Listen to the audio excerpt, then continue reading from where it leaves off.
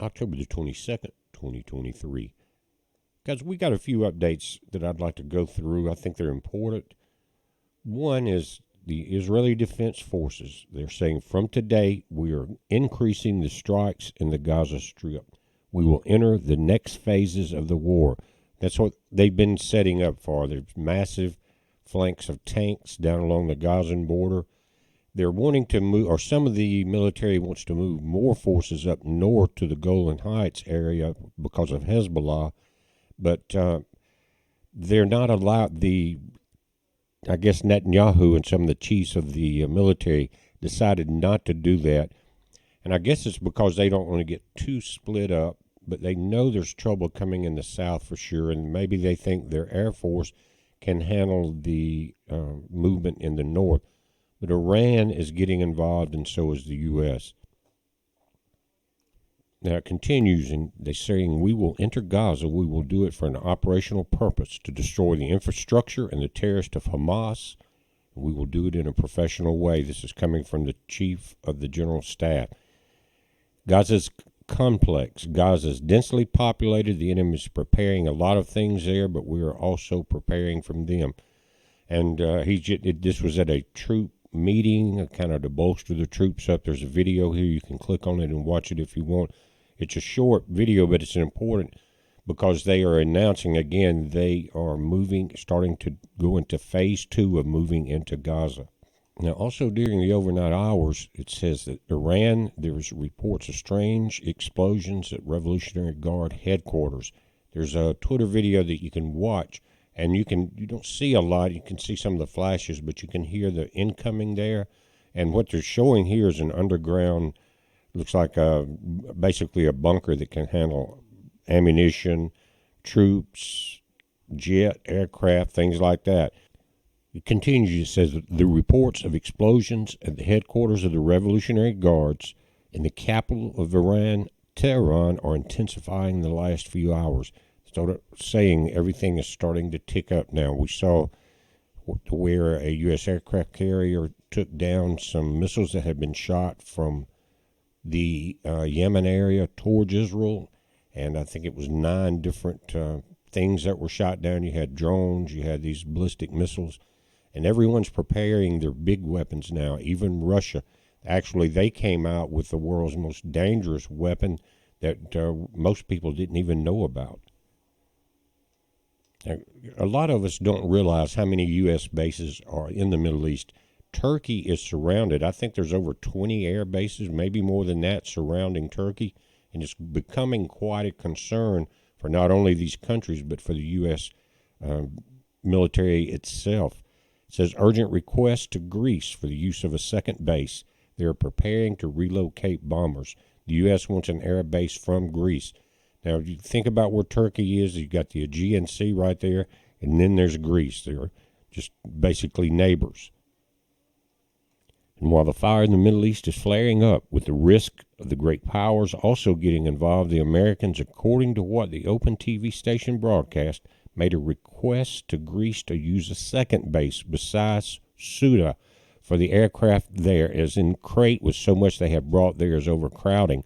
In other words, they're getting so much aircraft out of the Middle East air bases that we have, moving them across the Aegean and in hopes of protecting them.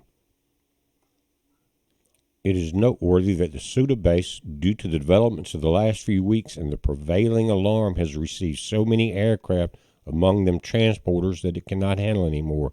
It has received 24 aircraft, including C-130s, KC-135s, AFNS, etc. Therefore, the U.S. asked our country to study which air bases in Greek territory can provide facilities for refueling as well as parking a number of American aircraft, to host American aircraft immediately, that is, in the next 24 hours. So it may not be just evacuations from the military bases that they're concerned about, but could be additional flying or fly-ins from here. Now, guys, many are saying that this conflict was all about bringing down Russia. They couldn't do it in Ukraine. They're still trying. It's not working. But if they think if they can pull them into this war, then they have them out in the open. Putin doesn't look like, he doesn't look at it that way, let me say, because what he's doing is showing the world what will happen, and because of the weaponry that's just coming out that they're talking about, again today, notice the timestamp on the article, you're talking about a Mach 33. We were dealing with the Kinzhals and Mach 10s upward from there. And a Mach, I think, is what? Speed of sound. So 33 times the speed of sound for this missile right here. It says, Putin's message to the U.S. about Iran, you won't even have time to see what hit you. Russia became the first country with supersonic strategic forces. Russia is gradually pulling out the aces from its sleeves by putting into service, one after the other, the sixth-generation weapon system, vertically upgrading the firepower. The country's strategic nuclear forces are now becoming supersonic, and this is the major problem for the U.S. Moscow will offer a strategic nuclear shield to both Iran and China in the case of Taiwan.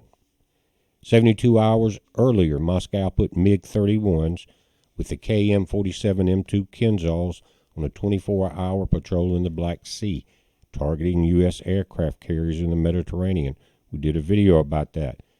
This declaration of Putin was made publicly and even from Beijing. Objective, the protection of Iran, Moscow, and Beijing will not allow anything to be lost or to happen to this strategic ally. Satellite photos indeed show the repositioning of the 4 MiG-31s at the Belbek Air Base in Crimea. On Friday, Moscow put into service the ultimate weapon of destruction, a weapon that, as Putin has stated during his official presentation again in Beijing, the U.S. and any other enemy of Russia will not have time to see it.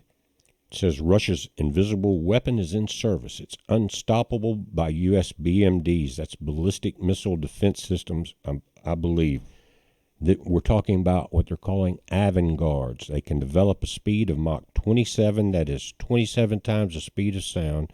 Excuse me, I said 33, but that is 33,000 kilometers per hour. It can change course and height, making them practically invisible, according to statements made by the Russian president last year. They are unstoppable by all current U.S. defense assets, as they have the ability to maneuver in flight. According to Moscow's claims, the hypersonic cruise missile is launched out of the Earth's atmosphere. It goes up, it enters, leaves the atmosphere. Can't track it there very well. You sure can't shoot it down. It can come down wherever they want it to and have up to 15 different types of warheads that can target as it's dropping down unstoppable at 33,000 kilometers per second, or per hour, and take out 15 cities if it wants to, or 15 military bases, or a combination of all. Now, just saying this, guys, if there's certain areas that will definitely be targeted, and Denver, Colorado, because of what you have there and underground, is not going to be a very good place to be. But it says, according to Moscow's claims, the hypersonic cruise missile is launched out of the Earth's atmosphere and can hit any target in the world in less than 30 minutes. And going back to the Sarmat, it can carry weapon loads of up to 10 tons with 10 heavy or 15 lighter MIRV warheads or 3 Avangard hypersonic missiles, or a combination of all the above. It has countermeasures to counter enemy air defenses and is not easily detected by U.S. surveillance and defense systems. Sarmat was specifically designed to penetrate any current or future ballistic missile defense, or BMD, systems. It continues, it said, we remind you that Moscow recently also tested the 9M730 missile. All that remains is the announcement of the Poseidon torpedo as well, with Russia moving all modern weapons from its quiver. Again, you're talking 5th and 6th generation. It was previously reported that in the first stage, the strategic missile forces, this is Russia, will deploy 2 regiments of Avangards, each of which will have 6 silo-based ICBMs. Videos here on how they load them and launch them, but that would give you 12 right off the bat set up that can hit anywhere in the world in 30 minutes. Nothing you can do about it. You won't even see it coming, according to Russia. And to me, 33,000 kilometers per hour is almost unfathomable. You would get to you way before you heard it for sure. If you scroll down, you'll see this YouTube video, and you can see them loading this into one of the silos. A big door to the right is opening, and the truck is lifting it up. Each one of these hold different warheads. You got 15 smaller ones, 10 large ones, or you can have 3 Avangard's on this thing. So it's a deadly weapon, probably the most dangerous in the world, and they've already set up 12 of these systems ready to go. Plus, many things that we will never know about. And don't forget, when they mention the Poseidon torpedo in the subs, pretty sure that's already been developed and has been launched. We've talked about it before, and they've even mentioned it. And they mentioned how dangerous it can be to some of the nations that have been forcing weaponry into Ukraine. So now the thing is expanded, more than likely all part of the plan, because they know that Russia is the one superpower that most people cannot deal with. That keeps their side of the New World Order from taking over the entire planet. It's a battle. We're in it. I hope that wiser heads prevail here, but I doubt it. We're watching it, guys. You watch it. It's a heads up. Be safe.